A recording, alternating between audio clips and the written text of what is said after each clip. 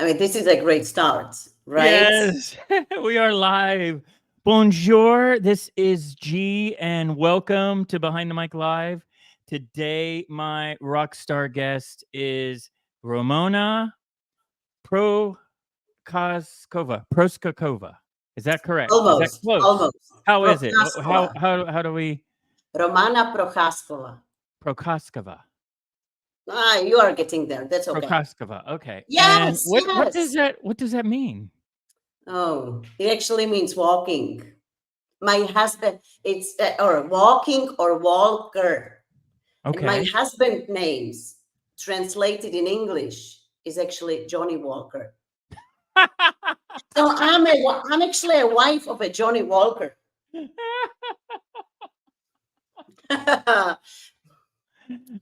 See? I mean, it has never been my dream, but here I come. Yeah. The wife of a Johnny Walker. That's my name. That's who I am. Johnny Walker. So you're an executive coach, you're a psychologist, and a leadership consultant. So who is Ramona? Oh, I love this question because most of the time I'm a mom of two kids, a Oh, loving wife. yes. And since we are on a behind the mic show, I am Mm-hmm. a passionate car singer, if that's even a Yes. thing. Yes. So no, you won't hear me singing. I don't do public shows. I You don't only do sing in public my shows. Okay. car. Okay. Are there So that's any what I do. favorites you like to sing to? Oh, I shared with you my favorite one. It's My Life from John Bon Jovi. It's old school, but it's energizer. Like every time I need to like switch on, Yes. it's My Life from John Bon Jovi. Yeah. Yes, so it's like your pre-show song, right? Like we were talking off camera about, when you're about to go on stage, when an artist's about to go on stage, you got to flip that switch. So it's like you singing in the car gets you ready to go Oh, on I turned stage. the music like I turned it really on to make Okay. it really loud. And Yep. in the closed space of the car, it's like really powerful with the good Like speakers, of your course. own concert, right? For my own concert, yes. And I'm the superstar. That's the best part, of You're the course. rock star. Of Yeah. course. Yeah. So how did you find your voice? That's a good question. I was always the loud one. So I always had the voice. I was always Okay. the loud one, and most of my life I've been told, "Can you speak loud? Like, can you turn it down? You are too loud." Oh wow. Until Oh wow. until teachers at school were the ones who appreciated it. Mhm. And when I was starting to work with people, Mhm. it came handy too. Yeah. So Yeah. So when you go on stage, like we were talking about, you have a keynote coming up tomorrow, right? yes, tomorrow. Yeah. Yeah. What is that feeling like when you're right about to walk out on stage? When you're on stage, like what is that feeling that you have? I'm always nervous, like always, always. I don't Okay. I don't actually think that the stage fright ever goes away, or not, at Right. least not for me. Right. Right. Um, but for me, it is a signal or a sign that I Mhm. care, that I really care Yes. about the performance, the message I'm about to deliver, about the people who actually made time to come. Mm. So I'm always nervous. Uh, so I have those butterflies flying around my stomach. But Okay. then the moment I step on the stage Yes. and focus on the people, this is the best part. And I love the first three sentences and Okay. First three trick. sentences. Uh-huh. Yes. There is, I mean, I have this trick. I don't know if it's a trick, but Mhm. it works for me. I always know my three sentences by heart. Mhm. They are punchy. I know them by Yep. heart. If you woke me up in the middle of the night, I would know what I'm going to say. Yes. But Yes. just the very first three sentences to Yes. actually shake, or maybe even to let the butterflies fly away. And then Right. I just follow the red line of the topic that I have prepared, or Right. react on the audience. So this is the moment that I love. Right. But And we that's when I'm working, or that's when I'm on the stage with in front of the group of people, not when I'm working one on one with clients, of course. yeah. And we were talking just now off camera about a story in India. Yeah, yeah, yeah, Tell India. the audience about this story. This is so fun. This is great. Oh yeah, there is a story about a mindset switch. You Mm-hmm. know, um, life is full of changes, Hmm. and no one likes change. Right. Literally, no one. And then the reason is our brain doesn't like change.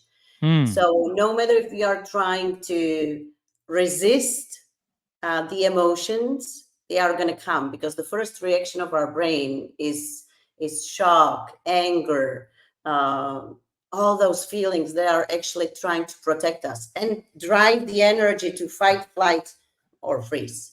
Right. So when I was moving and relocating for business to India, that was a major change in my life. Hmm. So I was getting ready for all sorts of challenges. I mean, the new place, new food, yeah, all the snakes, cockroaches, Oh mice. no. Oh wow. So that was something that I was mentally getting ready for. Mm-hmm. But then the first moment I moved into my house, I was confronted with a completely different challenge I was not expecting. And that was that the connection was not working, and that was this: no Wi-Fi, no wireless. It's Oh 15 years wow. back, so it's the What? very 20 old years? Yeah. school, Yeah. plug in the cable, and it was not working. So I was there facing my computer. I was tired from the jet lag. I was, Yes. of course, pumped with all the hormones of the stress of the new challenge. And here Yes. I was not able to call my family that I have arrived, that I'm safe. And I was like picturing myself, oh, I'm not going to be able to connect with my family, with the completely different country for months to come. And Oh wow. then I remembered that the very first um, move towards Mm-hmm. accepting the change, or changing the mindset, how to perceive the change, Hmm. to make the very small change in location, in the environment. So I decided to actually walk outside the house and look around. Mm-hmm. And then I saw a neighbor just next door. So I Mm-hmm. decided to introduce myself. And guess what? It was the head of the IT department. Nice. Nice. I was saved. I was saved. Oh, that's awesome. I mean, think about that. Seriously, like like you said, when you embrace the change, and you just are like, okay, I mean, you manifested. The way I look at it, is like that, because out of all the people that you could talk to, it's like that's incredible. That Yeah. really is incredible. And I I mean, would never got to know him, or maybe since he was my neighbor, then yes, sometime in the future.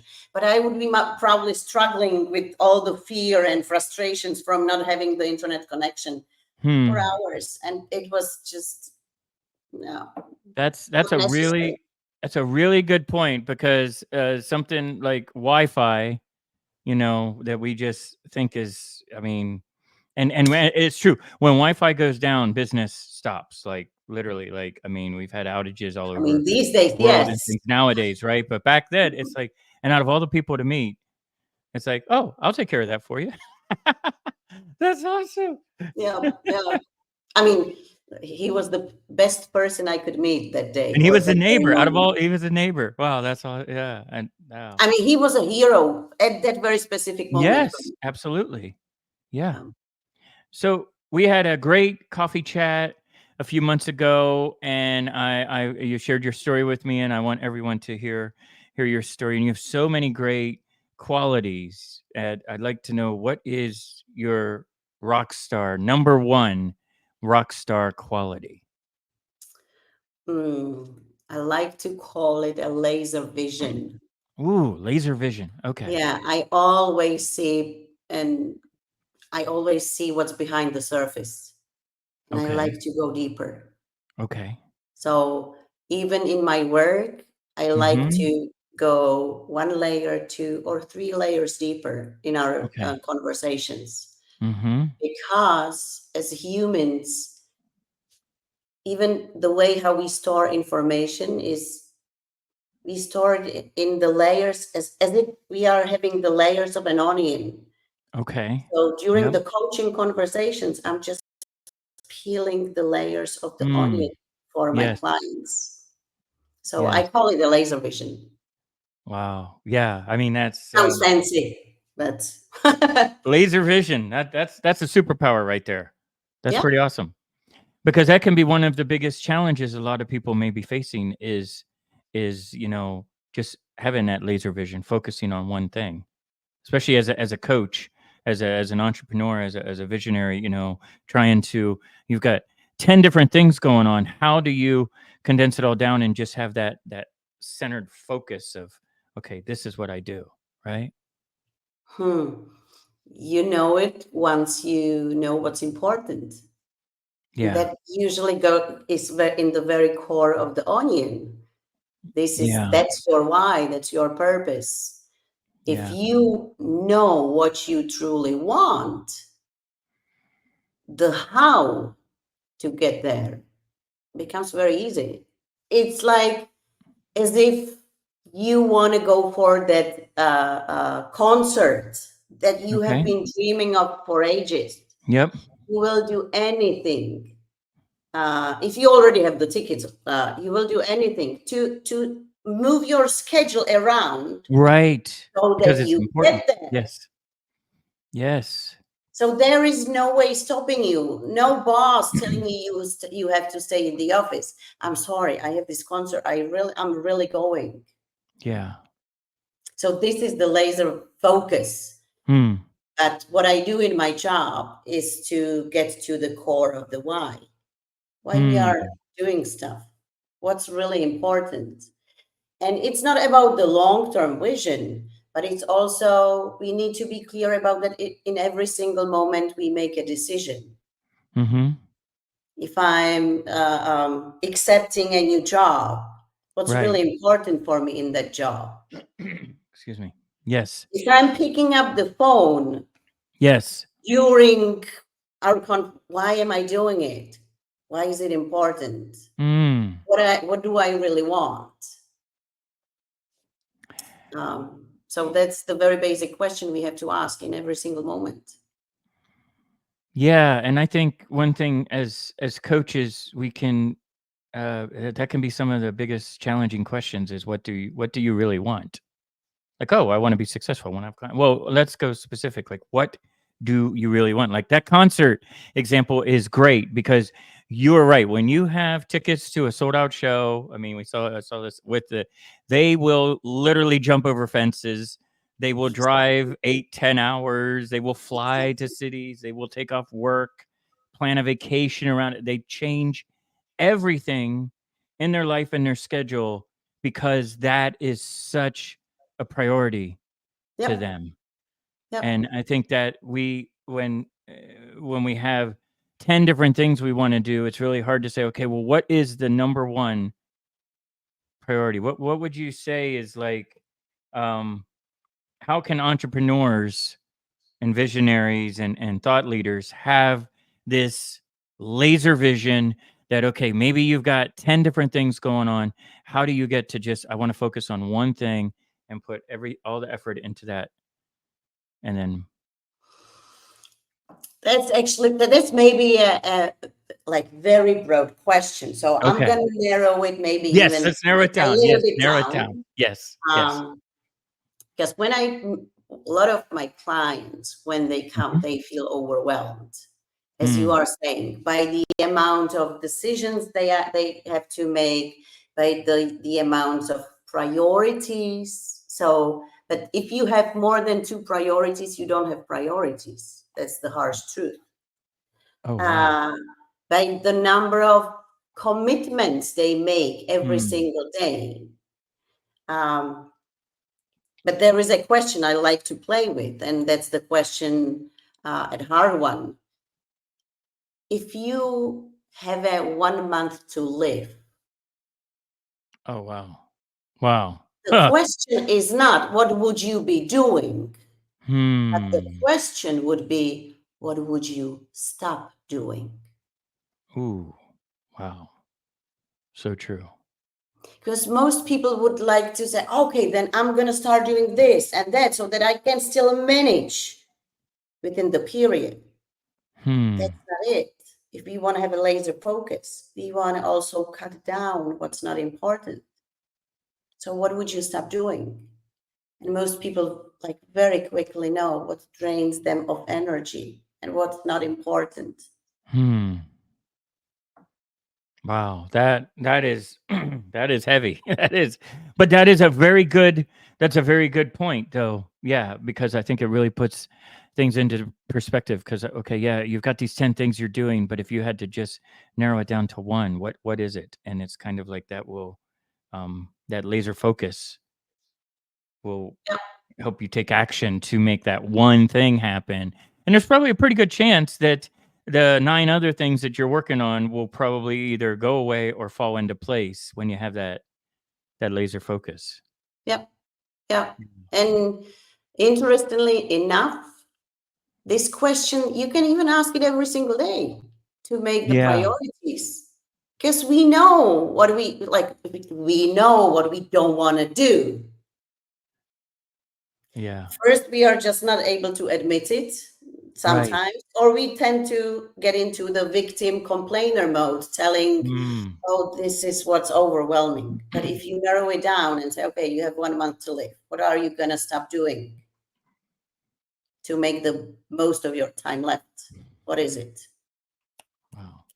Well, let's talk about we were talking about this off camera and on the coffee chat, but midlife transitions with dignity and grace and how can people that what we were talking off camera, you were saying midlife. Tell me what you were talking about with midlife because I can relate to that. Actually, I mean, it triggers a lot of emotion. Some people are not able to digest. They are already midlifers. But Hmm. the truth is that midlife spans from 35 up to 65. Right. So whoever within that period could be a called midlifer, depending how he feels, what's his stage of life. But I actually think this period or stage of our life is very interesting because that's where the major change is happening, Yes. but where we have the biggest opportunity actually Hmm. to turn from the caterpillar through chrysalis into a beautiful butterfly. Oh, So that's yes. what's happening in the midlife. Excuse me. The Yes. inner changes when we are learning and building our self-awareness. What's really important? What do we really want? Mm. Becoming selfish a bit again Yeah. so that we can live whatever life we have left, um, enjoying it. Yeah, and I think with excuse me again. God, it's cold. Midlife is also a mindset too. I think because in the 50s, we'll say 50s, early 50s is where I am, right? Yeah, But I mean, it allowed me to have 25 years experience doing something that when you are 25 years old, you don't, or even 35 years old, it's, I don't know. I look at like, the longer you're on the planet, the more you're just, even if you're not working in the career that you want, like a lot of times in midlife, people change careers because I think they realize that this is what they want to do. And I noticed that on your website, you have these questions that pop up. And one of the questions that really stood out to me, and I want to know what your thoughts are on this, is what is your definition of success? Yeah. It's a really good question. Because and it's good to admit Mm-hmm. that our definition of success also changes through our lives, and Yes. it's totally normal, like in the first part of our life, to consider success something different, Mm. because we are still consuming. As the caterpillar is hungry and eating up Right. all the Right. stuff, we are Right. consuming the knowledge, the Mm-hmm. experiences. We are also earning money so that we can secure the family. I mean, of course, we need the sources to Yeah. secure our life. So it's totally okay to see success a little bit different than what we will consider it in the second part of our life. But it's Right. important always to know what does it mean? I'm Mm-hmm. successful when. So what's after the when? Right. Right. So we also know how the definition look like when I'm actually done. Because what we tend to do is always we set another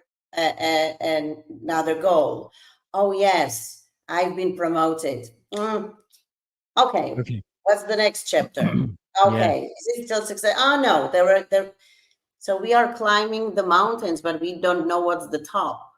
So it's always good to know how does the success look like for me? And it can be very different from for Yes. different people. Yeah, I had this conversation just the other day with a client. I said, I think it's very important that we take victory laps, just like in an F1 race. After they win, they go around the Yeah, track, they hold the yeah, flag. They're not in race mode anymore. They're like, I'm going to enjoy this. So I think, like, you were saying with like climbing a mountain, it's like, okay, if getting that promotion is that victory, then when you get that promotion, take a victory lap. Like, yeah, enjoy it, because yes, this oh god, this it was like this in the music industry too. Always climbing the corporate ladder, climbing. And I'm like, well, sometimes you just maybe take a break off the ladder and go on holiday, right? Like we were talking off camera, you just went on this great holiday. Tell us about how yeah, you yeah. We went to yeah. Madeira, but that was not a victory lap. That was just Okay. of enjoying a time with my family and trying to convince my husband to go somewhere, some place where I haven't been to yet. Uh, Okay. I love Okay. traveling, but Yes. uh, yes, that could also be a part of a victory lap, to do Yeah. something that you enjoy. Yeah. Because yeah, we are constantly climbing, and we don't give ourselves to the time or the acknowledgments that we actually are doing great. Yeah. Yeah. So And actually, the victory lap is a really yes. good metaphor, because you also get to release the endorphins and enjoy them.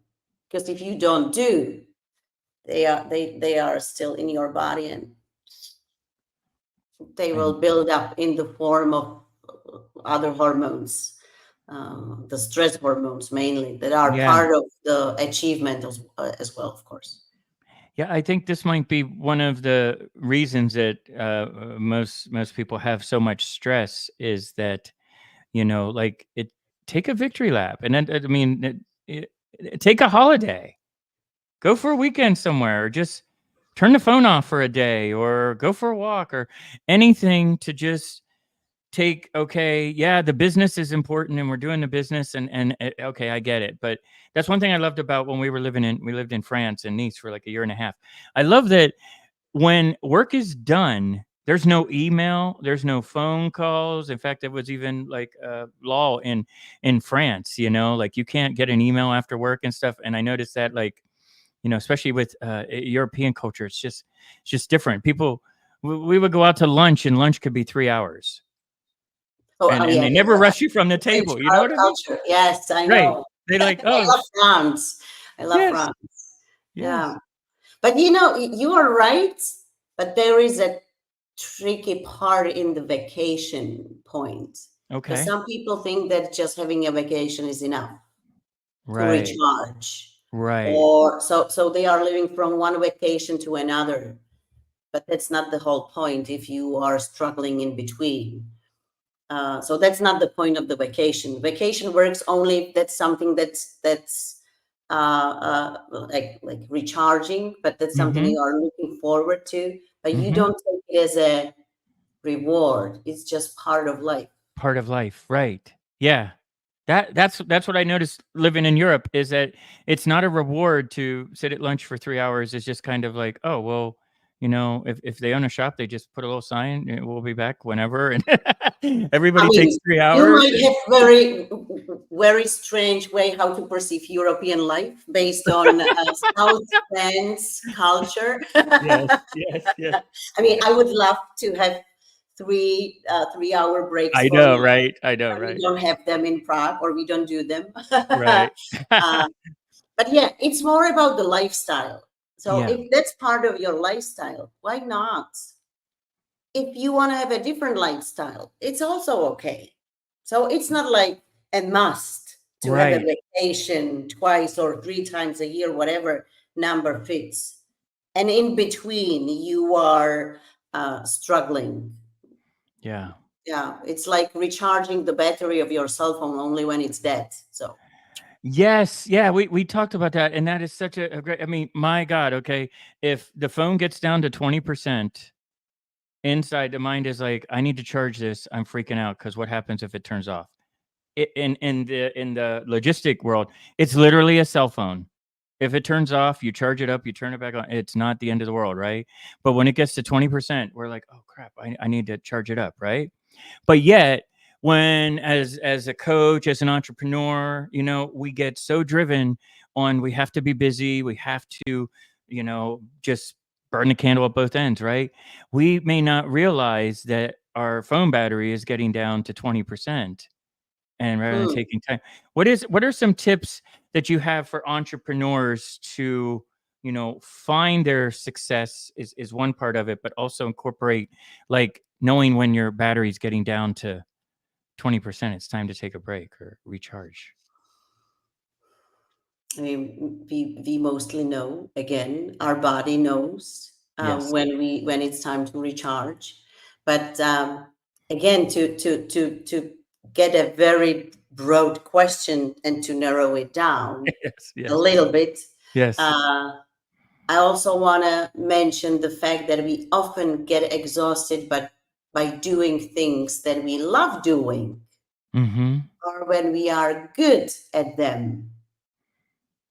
And then comes the tricky part, because then people are telling me, "Oh, I'm having this dream job, and I love doing it, but I still feel exhausted." Yeah. Um, so there is always this line we have to draw as a boundary for ourselves. Yeah. What's still okay and what's no Right. longer okay. Right. To define, uh, yeah, it's okay to do the job I love Mm-hmm. uh, if it doesn't influence the rest of my lifestyle, meaning maybe the family. So Right. it's not Right. okay when I see it's already disrupting maybe my health, my family. So Mm. when we are talking about um, yep, the batteries, how to recharge the energy. It's first, of course, defining what's draining us, what's Okay. giving us energy, Right. but also defining where to draw the boundaries, what's okay and what's no longer okay. Hmm. So we actually have the mantinels where we are moving back and forth. Yeah. And that's what we said for ourselves. We also have to set it to others and to communicate the boundaries. Yes, it is okay to accept one extra client or one Mm-hmm. extra project at work, but it's not okay to ask me to finish it Friday afternoon or over Right. the weekend, because I have Right. a family life I want to live also. Yeah. So how can people work with you? At the moment, I'm working either with the senior leaders, Mm-hmm. usually on one-on-one, during one-on-one coachings, Mm-hmm. or with junior leaders, usually in a group setting. Okay. When I'm doing trainings or facilitating workshops. Mm-hmm. Uh, or yes, I deliver keynotes for companies, Yes. um, on the topics of leadership, and yes, how to keep your levels of energy high so that you can enjoy the work you are doing. So these are the three big topics. Yes. Uh, but I like to talk a lot and work with the leaders on the like self leadership or personal leadership. Mm-hmm. We always have to start with ourselves. So Yes. we do a lot of inner self exploration, building the self awareness. Mm-hmm. Then we talk a lot about how does it reflect in the relationship to others, meaning to their teams. So I talk with leaders how they actually lead others. Right. Right. Uh, and then we usually move on the steps towards Mm-hmm. smart mastery to how to leave a legacy. Because if you create Mm. the space for Mm. yourself, Yes. because now you know how to lead your team better, Mm-hmm. meaning delegate Mm-hmm. differently, not eventually more, but differently. Yep. Then you have a time to think about what's really important. What do you want to leave behind? Right. Your What are legacy. your dreams you Yeah. have always dreamed living? So that's part of the legacy. So we usually start working on the self leadership. It's around 3 up to 6 months. Then Okay. we talk about the leading the teams. Then again, it's 6 up to 9 months. And then Mm-hmm. when we are talking about the farther plan, it usually takes a year Yeah. for leaders to clean up the space and think about more, something more that exceeds them, actually. Yeah. I mean, think about like the analogy you said of the caterpillar. It takes a while, and that caterpillar really has to work to become the butterfly. Yep. So Uh, leaders need to realize that to make this change in your life, it doesn't happen overnight. yep. And actually, So, this is the hard work. yeah. We've been taught that we have to work hard to get Mm. results, Mm. which is partially true. Mm-hmm. And a big part of it, big part of it, we have to work hard on ourselves Right. first to get Right. the results. Right. And that's what we usually start to do in midlife. Yes. So midlife should be embraced because we went through the 35 years of trying to figure things out. And now we're at a place, I always say this, especially with younger people, when you go to college, try different things, try things that you maybe don't want to do. And you might find that you really want to do it. And when, and I think when we get to midlife, I don't know. It's kind of like in the music terms, it's like the second album. You know what I mean? Yep, The first album maybe flopped, maybe had one or two hits, but the second album. Now, when you go in the studio, you release the second album. Well, when they released albums back in the day, you've got your system in place, you've got your yep, producer on board, you've got this great music, and now the record, when they sold records, had 10 hits or 5 hits on it and now also you're not in a rush to release mm-hmm, each one of those hits. Back in the day, it used to take 2 years to release an album, yep, all the hits. So I mean, because my brain's wired to music, but I kind of think of midlife as being okay. We're on our second album. We've got 5 hit songs. We don't need to release all 5 at one time. Let's just get one out now, and that can be in your coaching business, in your corporate world. Yeah. What are your like thoughts? I'll just use a different analogy. Like the Mm-hmm. first omelette, it doesn't always have to turn out right, Right. but the more omelettes you do, Right. the better they are, right? Right. As someone I who call does you not on know and how to cook an omelet. Yes, yes. For me. So before we wrap up, I want to know, who is your favorite rock star? Ah, I would still stick with John Bon Jovi I knew because it. Okay, yes. So I saw him live. yes, yes. I saw him live. It's 10 years ago. He was Mm-hmm. in Prague. Okay. It Yep. was raining. Yep. He was soaked. We were actually under the audience, or part of the audience. We were under the roof. He was Mm-hmm. soaked, but he was singing. And I was pregnant with my first daughter. So, Oh, I mean, yes, yes, he's yes. Wow. Yeah. I mean, what a great, talk about just a great example of somebody who has been around forever. And like you said, he's out there performing, getting soaked. And the audience is yeah, that's awesome. Yeah. I would So, love to know how he's doing it when he's turning that switch when he's going on stage. well, that's what we Amazing. talked about this off camera. That's what I talk about with the clients, is that literally, yeah, this is the one thing that every rock star, every pop star has, is that when it's time, they flip the switch. And once you flip the switch, it never comes off until you come off stage. And it doesn't matter what the weather is. It doesn't matter what the crowd is. It doesn't matter if you forget the songs. It doesn't matter what you do. You're at that frequency, because it literally is a frequency that they're operating at that no one can touch. And then the audience has to really work to match that frequency. But when you do, it's what we call in the music industry, in the pocket, in sync, whatever. It's incredible. Wow. This is so much fun. God, we could talk forever, because it's just like the coffee chat we had. I just I mean, have a great show tomorrow with the keynote. I know you Thank rock the you. stage every time. I want everyone watching to connect here on LinkedIn. Also, go to your website. I'm going to try your last name again. Prokova. Prochazkova. Prokakova. Oh, okay. How do I say it? Whoever Tell me. pronounced, no, right now, I'm just going to say something I haven't thought of before. Okay. If somebody sends me a voice message pronouncing my name correctly, I'm going to invite him over for a free coaching session because this is so much fun. Oh, okay. We got to repeat that. So yes, we. Wow, wow. Okay. So yes, tell everyone, how do we say it properly? Romana Prochazkova.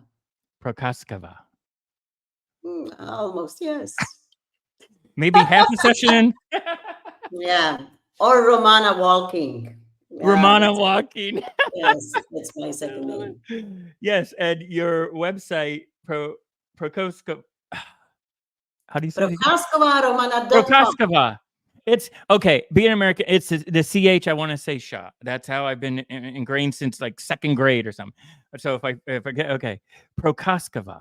Yes. Okay, ProkoskovaRomana.com. Perfect. Check out her website. She's got a lot of great questions on there that are really going to make you think. And yeah, get in touch with her for a coaching. This has been so much fun. I really appreciate it. Say hi to the family. Say hi I to will. everybody Thank else you. over there in Europe. We're sending positive energy. We need it in this country. But I want to thank you again for being on the show. You're a true rock star. I really appreciate it.